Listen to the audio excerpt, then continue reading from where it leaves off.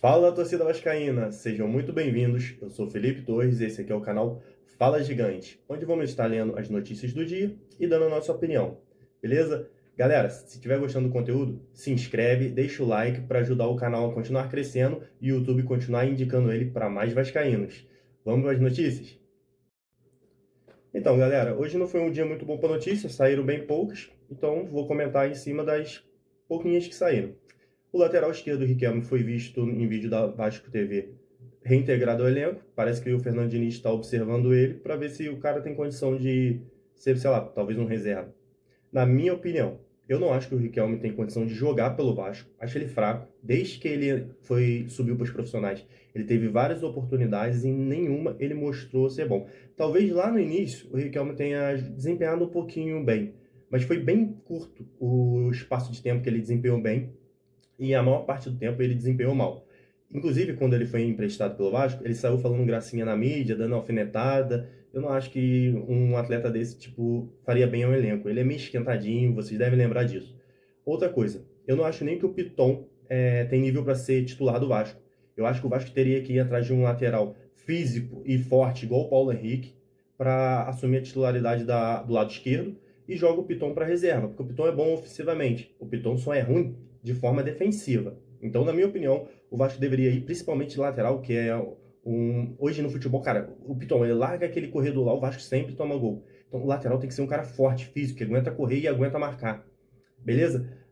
Então, o Riquelme eu não daria outra oportunidade dele. Lembrando que o Leandrinho parece que ia voltar para o Vasco. Eu não sei se o Vasco vai vender ele, porque ele desempenhou bem lá fora, apesar do Al-Shabaab não fazer aquisição em definitivo dele. O Leandrinho despertou interesse em outros clubes do país lá. Então parece que ele pode ser vendido. Talvez o Vasco, já sabendo disso, esteja tentando reintegrar o Riquelme para não ficar sem lateral esquerdo reserva. Também saiu notícia ontem, se eu não me engano, que o Vasco estava tentando ou emprestar ou rescindir de forma amigável o contrato com o lateral Vitor Luiz. Lembrando que o Felipe tinha renovado por 2 anos o contrato dele, sendo que ele quase não atuou como titular. Isso pode ser um indicativo de que o Vasco vai ficar sem lateral reserva e por isso estejam tentando recuperar o Riquelme. Eu, como eu falei, não acredito que o Riquelme dê jogador no Vasco. Não tem tamanho e condição de ser jogador do Vasco. Beleza? Outro atleta que apareceu na Vasco TV e, pô, apareceu muito bem, a gente precisa muito, espero que ele volte desempenhando pelo menos a metade do futebol que ele estava quando ele se machucou, é o atleta David. Cara, a gente não tem um ponta como o David. O David é exatamente o que eu falei do lateral esquerdo e do Paulo Henrique, lateral direito. O David é aquele jogador forte fisicamente, o cara que aguenta correr, o cara que tem corpo, aguenta tomar porrada ali. E é um cara, apesar de não ser um pouquinho inferior tecnicamente, é um cara que tem disposição. E, cara, futebol hoje é físico. O David é isso aí, físico puro. O cara que aguenta correr o tempo todo, raramente vai ser substituído e aguenta a pressão de um jogo lá, um jogo que tenha muita exigência física. Outro atleta também que, junto com o David, se machucou é o Estrela. O Estrela parece que ele vai demorar um pouquinho mais do que o David a voltar, mas também tá bem perto o retorno dele. O David, cara, só para não fugir do assunto do David, eu sei que tem o Nuno, eu sei que muita gente vai falar, pô, mas tem o Nuno. Cara, o Nuno, na minha opinião, ele não é um ponta. O Nuno, ele cansa muito rápido, por quê? O Nuno, ele tem mais características de um jogador de meio. Tanto que vocês podem ver que ele sempre puxa pro meio campo quando ele ganha. Raramente ele vai na linha de fundo. E quando ele vai fazer jogada na linha de fundo, é que o Piton passa e o Nuno pega e toca. O Nuno não é ruim, eu gosto muito do Nuno. Foi a única, na minha opinião, foi o único acerto dessa gestão em questão de contratação. Só que é o que eu falei, eu jogaria o Nuno um pouquinho mais pro meio, até porque com o talento dele, o cara tem um toque diferenciado, o cara cadencia, ele domina a bola bem, ele seria melhor aproveitado do lado curtinho, um pouquinho mais pro meio de campo. O último jogo ele jogou muito pelo meio, cara, ele desempenhou bem.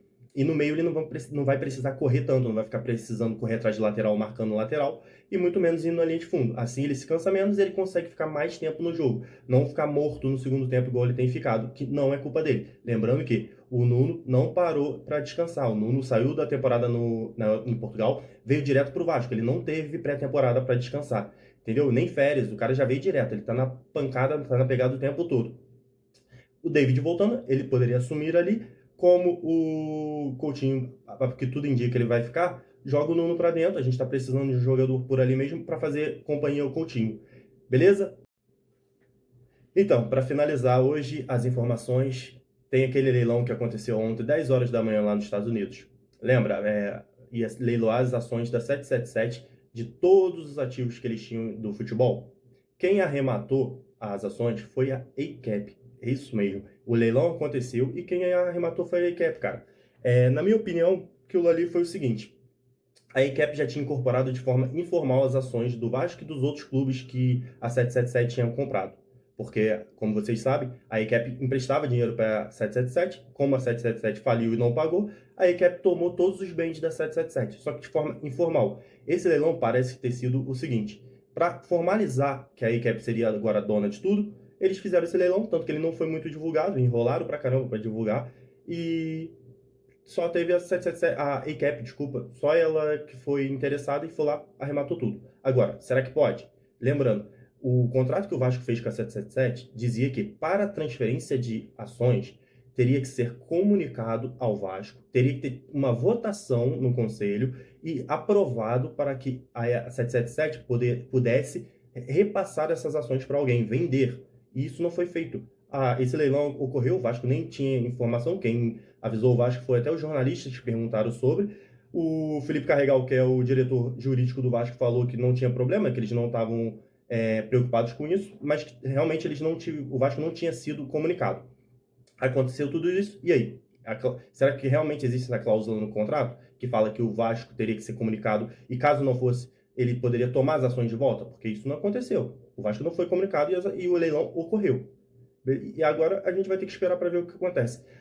Sobre a arbitragem, o Vasco indicou mais um árbitro lá e a 777 de novo pediu o afastamento dele, alegou alguns problemas de conflito de interesse e afastou de novo. Ou seja, mais uma vez a arbitragem vai ser adiada. Essa arbitragem que já era para ter acontecido, já tem 2 anos que a gente está nessa palhaçada e ela não acontece. E lembrando que para o Vasco ser vendido, é fundamental que resolvam essa questão da arbitragem.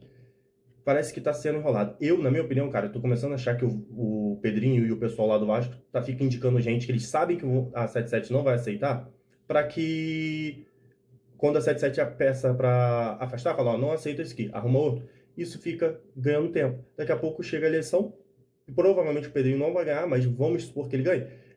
Ele vai ficar com... Isso garante o mandato dele até o final. Porque, pô, olha o tempo que tá levando. Na minha opinião, eles só estão enrolando, cara. Que não é possível que eles sejam tão incompetentes de ficar indicando representantes que eles sabem que tem conflito de interesse e que a 777 vai vir e vai pedir para afastar de novo. Cara, eu não acredito que eles sejam tão incompetentes a ponto de ficar fazendo isso. Então, para mim, é tudo de caso pensado. É opinião, não tenho informação, não faço juízo de valor. É só minha opinião, é o que parece. Se não for, paciência. Bom, por hoje é só, tá? Deixa o like, compartilha aí, se inscreve no canal. Beleza, galera? Tamo junto, valeu!